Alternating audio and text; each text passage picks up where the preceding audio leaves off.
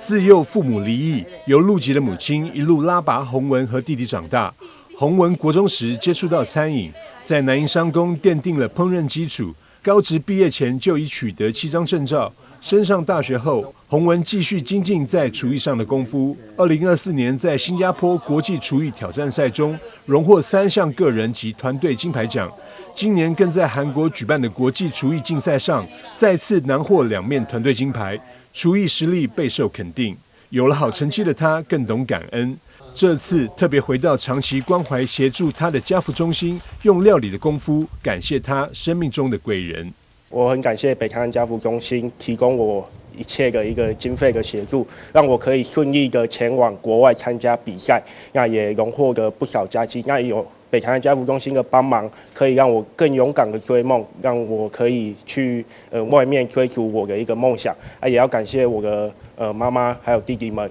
在背后全力的支持着我们，让我们可以不用担心家里的一些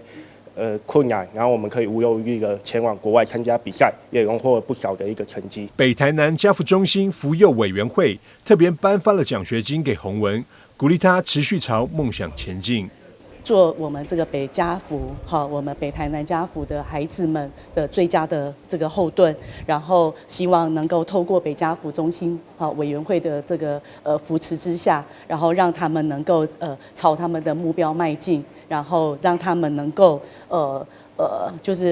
让他们朝目标，然后让他们能够逐梦，然后让他们能够圆梦。我们也非常开心我们家福人帮助的儿童虽然他们每一个人背后都有不一样的辛酸的故事，但是我们觉得只有教育才能帮忙他。那教育是一把开启他以后美好人生的钥匙有了他才会有资源。那我们也希望联合社会大众那善心人士跟有能力的人，我们一起来帮忙这些弱势的儿童。家福中心表示，教育是对孩子开启美好人生的一把重要钥匙。透过教育协助儿童获得知识并得以成长，是他们人生奋斗中不可或缺的重要资产。中心也特别感谢社会各界爱心人士投注资源，让家福弱势儿童可以有翻转命运的机会。台南新闻张硕维采访报道。